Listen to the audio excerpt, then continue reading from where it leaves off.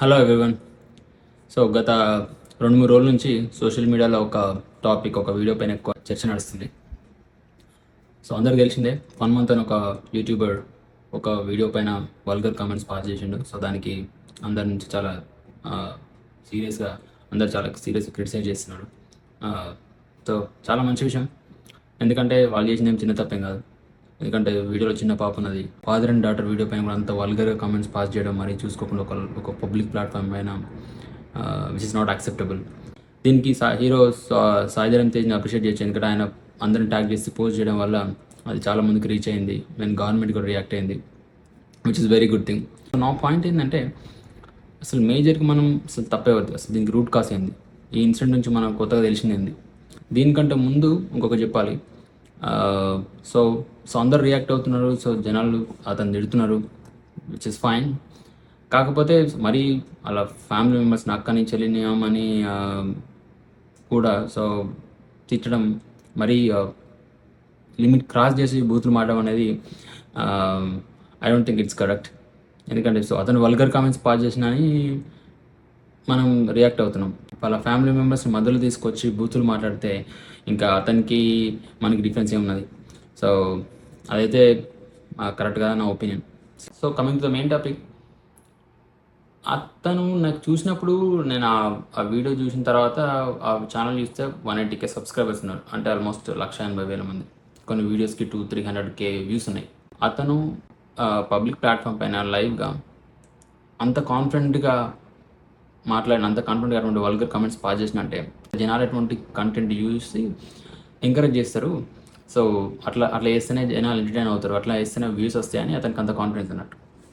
ఎందుకంటే అదేమో అతను ఫస్ట్ వీడియో ఏం కాదు, అలానే ఏదో జస్ట్ బై మిస్టేక్ ఏదో నోట్ నుంచి ఒక వర్డ్ బై మిస్టేక్ వచ్చినట్టు కాదు, ఎందుకంటే ఆ వీడియో మొత్తం అట్లే ఉంటుంది. సో అటువంటి కమెంట్స్ పాస్ చేస్తూ వాళ్ళు నవ్వుకుంటూ అటువంటి కమెంట్స్ పాస్ చేస్తూనే ఉంటారు. సో వాళ్ళ ఇంటెన్షనే అది ఆ వీడియోలో, అండ్ వాళ్ళకి కాన్ఫిడెన్స్ ఉంది అన్నట్టు జనాలు చూస్తారని. అలా యూట్యూబ్ ఛానల్ ఏం నీతులు చెప్పట్లేదు, వాళ్ళేం ఒక కొత్తగా జనాలను ఎడ్యుకేట్ చేయట్లేదు. తప్ప మంది కూడా ఉంది అప్పుడు. సో మనం ఏంటంటే మనం చూసి ఎంకరేజ్ చేస్తున్నాం అటువంటిది. జనాలు ఏది చూస్తే అటువంటి కంటెంట్ క్రియేట్ చేస్తారు, అండ్ జనాలు ఏది చూస్తే యూట్యూబ్ కూడా అదే రికమెండ్ చేస్తారు. సో మనం చూస్తున్నామంటే మనం ఎంకరేజ్ చేస్తున్నట్టు, ఒక రకంగా మనం కూడా దానికి కారణం.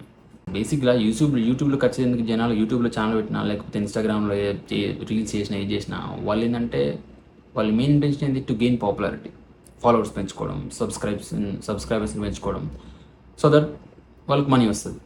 అంటే చాలా కొద్ది మంది ఉంటారు ఏదో వాళ్ళ నాలెడ్జ్ షేర్ చేయడానికో లేకపోతే ఏదో రికగ్నిషన్ కోసం వేస్తారు. ఇక్కడ మెజారిటీ ఆఫ్ ద పీపుల్ ఇంతే, ఫేమస్ అవ్వాలి, డబ్బులు సంపాదించాలి. సో అలాంటప్పుడు ఏది ఎక్కువ సేల్ అవుతుంది, ఏది ఈజీగా సేల్ అవుతుంది, దేనికి ఎక్కువ వ్యూస్ తొందర వస్తుంది, ఏది ఎక్కువ వైరల్ అవుతుంది, అదే కాదు చేసేది. అదర్వైజ్ అటువంటి కంటెంట్ ఎందుకు ఇస్తారు? ఇప్పుడున్న ప్రజెంట్ సిచ్యువేషన్లో ఒక యూట్యూబ్ ఛానల్ తొందరగా గ్రో అవ్వాలన్నా, సబ్స్క్రైబర్స్ పెరగాలన్నా, ఫాలోవర్స్ పెరగాలన్నా ఏంటంటే కంటెంట్ క్రింజ్ కంటెంట్ అయి ఉండాలి, లేకపోతే అడ్డమైన బూతులు మాట్లాడాలి, లేదా ఇటువంటి vulgar videos, vulgar comments pass చేస్తూ ఉండాలి, కాంట్రవర్షియల్ టాపిక్ పైన మాట్లాడాలి, లేకపోతే ఒక కాంట్రవర్సీని క్రియేట్ చేయాలి, సంబంధం లేని థంబ్నెయిల్స్, క్లిక్ బైట్స్ జనాల్ని పిక్చర్లను చేయాలి, లేదా మిస్ఇన్ఫర్మేషన్, మిస్గైడ్ చేయాలి. సో ఇటువంటి చేస్తే తొందర వ్యూస్ వస్తాయి, జనాలు ఎక్కువ షేర్ చేస్తారు, ఎక్కువ వ్యూస్ వస్తాయి, వాళ్ళకి ఛానల్ గ్రో అవుతుంది. అంటే మనం అటువంటి కంటెంట్ని ఎంకరేజ్ చేస్తాం. అందుకే యూట్యూబ్లో మొత్తం అటువంటి స్టఫ్ నిండిపోయింది. వాళ్ళు ఒక్కదాని కాదు, ఇటువంటి చాలా ఛానల్స్ చాలా అన్నెసెసరీ స్టఫ్ని, చాలా గలీజ్ కంటెంట్ని యూట్యూబ్లో అప్లోడ్ చేస్తూనే మనం దాన్ని ఎంకరేజ్ చేస్తున్నాం. మనం చుట్టుపక్కల అబ్జర్వ్ చేయండి, ఎటువంటి కంటెంట్ని మనం ఇన్స్టాగ్రామ్ రీల్స్లో చూస్తున్నాం, ఎటువంటి దాన్ని యూట్యూబ్ షార్ట్స్లో చూస్తున్నాం, ఎటువంటి దాన్ని మనం యూట్యూబ్లో ఎంకరేజ్ చేస్తున్నాం.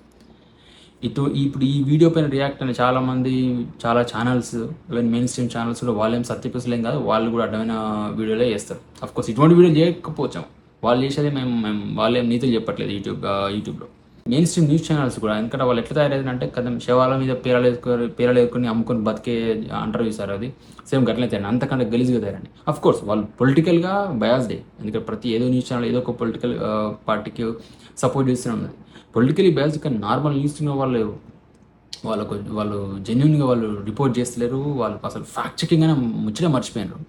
బట్ అట్లీస్ట్ ఉన్న ఇన్ఫర్మేషన్ అయినా కానీ కొంచెం ప్రాపర్గా చెప్తున్నారా? లేదు.